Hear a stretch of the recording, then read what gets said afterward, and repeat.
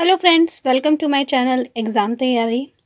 आज की वीडियो में हम लोग देखेंगे 2018 दिसंबर का पेपर और उसमें आए क्वेश्चन। ये पेपर 1 है और इसमें हम पेडागोजी सेक्शन के सभी क्वेश्चंस को देखेंगे।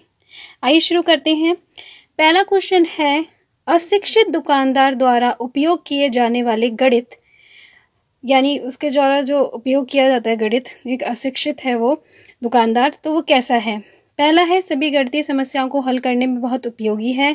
दूसरा है, में अस्पष्टता और बहुत कम स्तर की शुद्धता है। तीसरा है कि संबंधित समस्याओं को हल करने में वैकल्पिक रणनीति के रूप में कक्षाओं में शिक्षक द्वारा चर्चा की जानी चाहिए।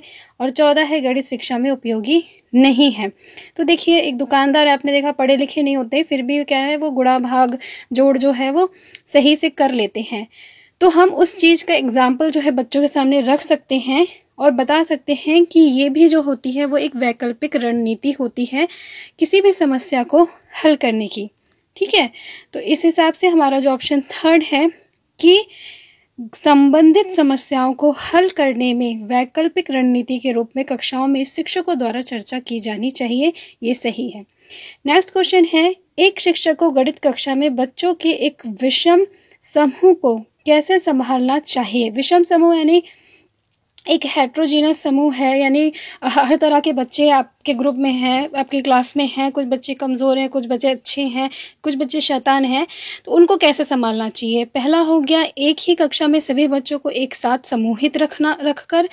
दूसरा, अलग अलग क्षमताओं वाले बच्चों को एक साथ समूहित रखकर ताकि वे एक दूसरे से सीख सके। तीसरा, कम क्षमता वाले बच्चों के अनुसार कक्षा में प्रश्न हल करके और उच्च क्षमता वाले बच्चों को जटिल प्रश्न गृह कार्य के रूप में देकर, या एक ही क्षमता वाले बच्चों को एक साथ समूहित रखकर और उनकी क्षमताओं के अनुसार प्रश्न देकर।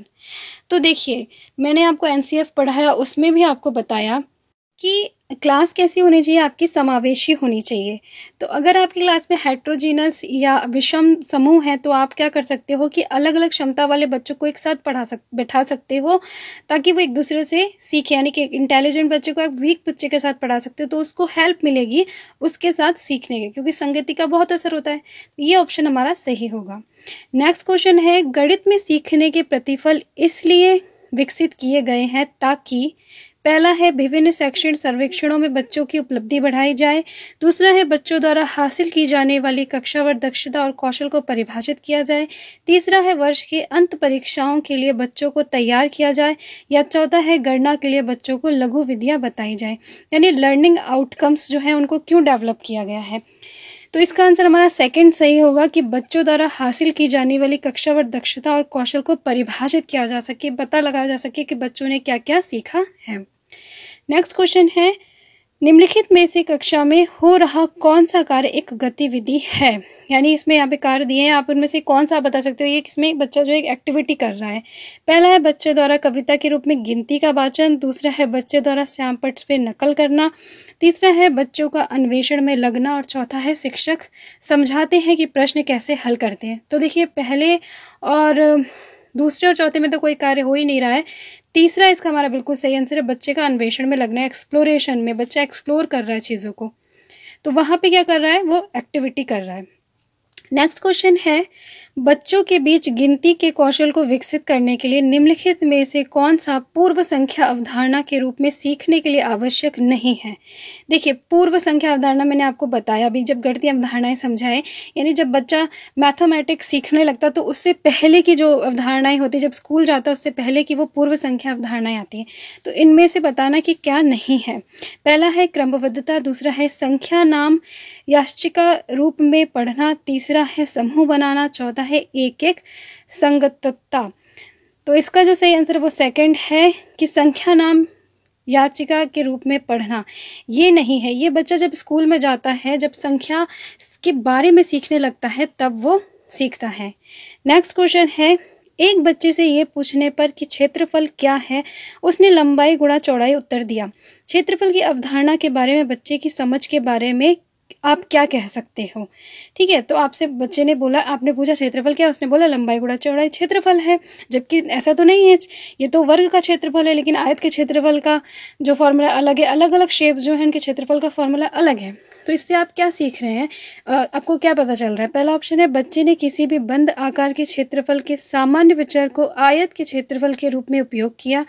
दूसरा, बच्चा सही कह रहा है कि क्षेत्रफल लंबाई गुणा चौड़ाई है। तीसरा, बच्चा क्षेत्रफल और परिमाप की अवधारणा के बीच उलझा हुआ है। या चौथा, बच्चे को क्षेत्रफल की अवधारणा के रूप में कोई जानकारी नहीं है। तो इसका जो सही आंसर होगा वो होगा फर्स्ट, कि बच्चे ने किसी भी बंद आकार के क्षेत्रफल के सामान्य विचार को आयत के क्षेत्रफल के रूप में उपयोग किया है। क्योंकि हो सकता है कि जब टीचर ने पहली बार उसे क्षेत्रफल बताया हो तो कोई बंद आकार दिखाया हो, यानी वर्ग दिखाया है, तो उसे लगता है कि जो क्षेत्रफल है वो जो है लंबाई गुणा चौड़ाई ही होता है। नेक्स्ट क्वेश्चन है, गणित सीखने के संबंध में निम्नलिखित में से कौन सा कथन सत्य है, यानी कौन सी बात जो है वो मैथ के अकॉर्डिंग जो है वो सही है। तो पहला है, आम तौर पर लड़कियां गणित में कमजोर होती हैं। दूसरा है, हर कोई गणित सीख सकता है। तीसरा है, गणित केवल कठोर अभ्यास से सीखा जा सकता है। और चौथा है, गणित सीखने के लिए कठिन विषय है। तो देखिए, सबसे जो सही बात कही गई है वो ये है कि ऑप्शन नंबर सेकंड, कि हर कोई गणित सीख सकता है अगर हम उन्हें अच्छा टीचर, अच्छे एनवायरनमेंट, अच्छे मेथड से पढ़ाएं तो। नेक्स्ट क्वेश्चन है, पाइथागोरस प्रमेय को सीखने के लिए एक शिक्षक ने एक शीट वितरित की है जिस पर समकोण वाले 4 त्रिभुजों को खींचा गया था और बच्चे को त्रिभुज की भुजाओं के बीच संबंध खोजने के लिए कहा जाता है। उपयुक्त परिस्थिति में शिक्षक ने प्रयोग किया। पहला, निगमन विधि, दूसरा व्याख्यान विधि, तीसरा प्रयोगशाला विधि, या चौथा आगमन विधि का। तो देखिए यहाँ पे क्या किया, बच्चे को एक शीट दे दी है, उस पर उन्होंने 4 त्रिभुज बना के दे दिए हैं। उसके बाद उन्होंने प्रमेय को समझाया है। तो क्या किया, पहले उदाहरण दिए हैं और उदाहरण से वो नियम की तरफ गए हैं। तो यहाँ पे जो हमारा ऑप्शन नंबर 4 है, आगमन विधि, वो सही आंसर होगा। ठीक है, इजी है ये समझना। नेक्स्ट क्वेश्चन है, निम्नलिखित में से कौन सा कथन संकल्पना मानचित्र के बारे में सत्य नहीं है। संकल्पना मानचित्र यानी कॉन्सेप्ट मैप मैंने आपको बताया भी है। तो कौन सा सही नहीं है? पहला है, संकल्पना मानचित्र केवल शिक्षकों द्वारा बनाए जाने चाहिए। दूसरा, संकल्पना मानचित्र प्रकृति में पदानुक्रमित हैं। तीसरा, संकल्पना मानचित्र नए शिक्षण को पूर्व ज्ञान से जोड़ने में सहायक हैं। चौथा, संकल्पना मानचित्र अंतः संबंधित अवधारणाओं और उन्हें जोड़ने वाले लिंक का संग्रह प्रस्तुत करते हैं। तो क्या बात सत्य नहीं है? तो इसका जो सही आंसर वो पहला है कि संकल्पना मानचित्र केवल शिक्षकों द्वारा बनाए जाने चाहिए। ये बात सही नहीं है। बच्चे भी जो हैं वो अपनी समझ के लिए संकल्पना मानचित्र बना सकते हैं, उनसे चीज़ों को सीख सकते हैं। जैसे आप लोग खुद भी कभी बहुत बार कॉन्सेप्ट को समझने के लिए खुद से फ्लो चार्ट बनाते होंगे ताकि वो चीज़ें जो है वो बेहतर और इजी तरीके से आपको समझ में आए, तो बच्चे भी जो है इसका निर्माण कर सकते हैं, इसलिए पहला हमारा सही होगा। नेक्स्ट क्वेश्चन है, प्राथमिक कक्षाओं में बच्चे गणित में क्या सीखते हैं? इसके आकलन का ध्यान किस पर नहीं होना चाहिए? यानी कि जब आप छोटे बच्चों के लिए उनका आकलन कर रहे हैं तो क्या चीज़ पे आपको ध्यान नहीं देना है? पहला है गणितीय भाषा का विकास। दूसरा, गणित की समस्याओं का जवाब देने में सटीकता। तीसरा, तर्क कौशल का विकास। चौथा, गणितीय अवधारणाओं को समझना। तो इस सिंपल सा क्वेश्चन है, हमारा आंसर सेकंड होगा कि गणित की समस्याओं का जवाब देने में सटीकता। ये नहीं है कि वो सटीक जवाब दे, पर वो कोशिश करे जवाब देने की। ठीक है, नेक्स्ट क्वेश्चन है, प्रारंभिक कक्षाओं में गणितीय अवधारणा के विकास में निम्नलिखित निर्देशों का अनुक्रम किस प्रकार किया जाना चाहिए? यानी प्रारंभिक कक्षा में गणितीय अवधारणाओं का विकास आप करना चाह रहे हैं तो किस क्रम में आप उनको डेवलप करेंगे? तो यहाँ 4 पॉइंट्स हैं। पहला है चित्र बनाना, दूसरा है प्रतीकात्मक प्रतिनिधित्व का उपयोग करना, तीसरा है अनुभव प्रदान करना, चौथा है भाषा के माध्यम से समझाना।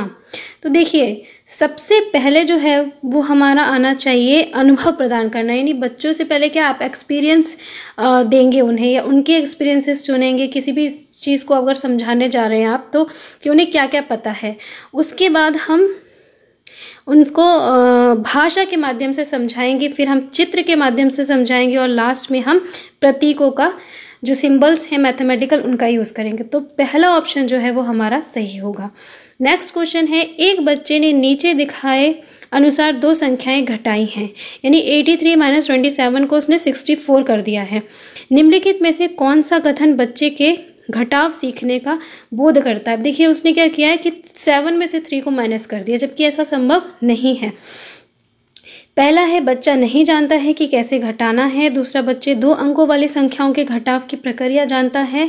तीसरा, यह एक गलती है और इसे बार बार अभ्यास करके सुधार किया जा सकता है। या चौथा, बच्चे को घटाव की प्रक्रिया में स्थानीय मान के बारे में गलत धारणाएं हैं।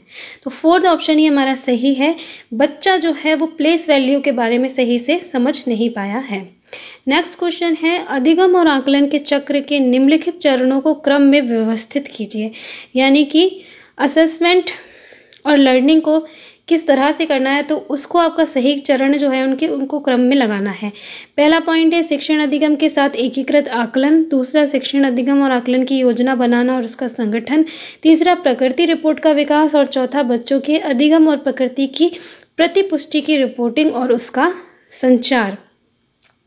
ठीक है, तो यहाँ पे आपको क्या है, सही चक्र को सही चरणों में लगाना है। तो इसमें हमारा जो फर्स्ट पॉइंट आना चाहिए वो आना चाहिए शिक्षण अधिगम और आकलन की योजना बनाना और उसका संगठन। यानी सबसे पहले हम योजना बनाएंगे और पूरा संगठन करेंगे। नेक्स्ट स्टेप होना चाहिए कि शिक्षण अधिगम के साथ एकीकृत आकलन। ठीक है, दोनों को हम इंटीग्रेट करेंगे। थर्ड पॉइंट होना चाहिए कि प्रगति रिपोर्ट का विकास करेंगे। और लास्ट में हम बच्चों के अधिगम और प्रकृति की प्रतिपुष्टि की रिपोर्टिंग और उसका संचार करेंगे। तो हमारा फोर्थ ऑप्शन सही होगा। ठीक है, नेक्स्ट क्वेश्चन देखते हैं। रोमन अंकों का उपयोग आमतौर पर हिंदू अरबी अंकों जैसे संख्याओं के लेखन में क्यों नहीं किया जाता है। यानी कि जैसे रोमन अंक आपको पता है, जैसे हम लोग 5th 6th 7th ये सब लिखते हैं ना, वो रोमन अंक होते हैं। तो इनका उपयोग जो है वो हम हिंदू अरबी अंकों जैसी संख्याओं के लेखन में क्यों नहीं करते हैं। पहला ऑप्शन है रोमन अंकों को याद करना मुश्किल है। दूसरा है रोमन अंकों का उपयोग करके संख्याओं को बनाना एक जटिल कार्य है। तीसरा है बच्चे अंग्रेजी वर्णमाला और रोमन अंकों में भ्रमित हो जाते हैं। चौथा है रोमन अंक स्थानीय मान का नियोजन नहीं करते, इसलिए इन अंकों का उपयोग करके गणना करना मुश्किल होता है। तो देखिए हमारा जो चौथा है वही सही आंसर है कि रोमन अंक में उसमें स्थानीय मान जो है वो हम नहीं बता सकते हैं, तो उसकी वजह से क्या होता है, गणना करना बहुत मुश्किल हो जाता है। इसलिए हमारा चौथा जो है वो उसका सही आंसर है। और लास्ट क्वेश्चन है इस पेपर का, एक शिक्षक अपनी कक्षा में बच्चों को उनके परिवेश में मौजूद वस्तुओं के भौतिक गुणों को अपने शब्दों में समझाने के लिए प्रोत्साहित करता है। यानी उनसे कहता है आसपास जो भी चीज़ें हैं उनको उनके भौतिक गुणों के को शब्दों में बताओ। अपने छात्रों के साथ ऐसी गतिविधि करने के पीछे शिक्षक का सबसे उचित उद्देश्य क्या है। पहला है बच्चे अपनी भाषा में वस्तुओं को समझने का आनंद लेते हैं, जैसे कि वे डम शराड खेलने का आनंद लेते हैं। दूसरा, ये बच्चों को अनौपचारिक रूप से किसी वस्तु के भौतिक गुणों का निरीक्षण करने का अवसर देता है, जो आकारों के बारे में उनकी समझ को गहन बनाता है।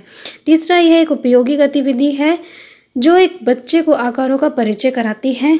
चौथा, ये एक बहुत ही रोचक गतिविधि है जिसे आकार की अवधारणा को पुनः देखने के लिए खाली समय में किया जा सकता है। तो यहाँ पे क्या प्रश्न पूछा गया है कि एक टीचर जो है वो बोल रहा है अपने आसपास की चीज़ों को देखो, उनके भौतिक गुणों को शब्दों में बताओ। तो इसका कारण ये है कि वो क्या कह रहा है, बच्चों से एक अनौपचारिक रूप से किसी वस्तु के भौतिक गुणों का निरीक्षण करने को कह रहा है। अनौपचारिक यानी कि इनफॉर्मल वे में, कि आप बस देखो और बताओ कि आपको क्या दिख रहा है। तो वो देख के बताएंगे ये जो है हमें स्क्वायर की तरह दिख रहा है, ये हमें ट्रायंगल, मतलब देखा जाए तो क्या है, वो आकारों के बारे में उनकी समझ को गहन बनाने की कोशिश कर रहा है। तो हमारा ऑप्शन नंबर 2 जो है वो इसका सही आंसर हो। तो ये थे टोटल 15 क्वेश्चन। आई होप सभी आपको अच्छे समझ में आए हों, क्लियर हुए। कोई डाउट हो तो मुझे बताइएगा कमेंट में, मैं क्लियर करने की कोशिश करूँगी। वीडियो को लाइक कीजिएगा। तब तक के लिए बाय बाय।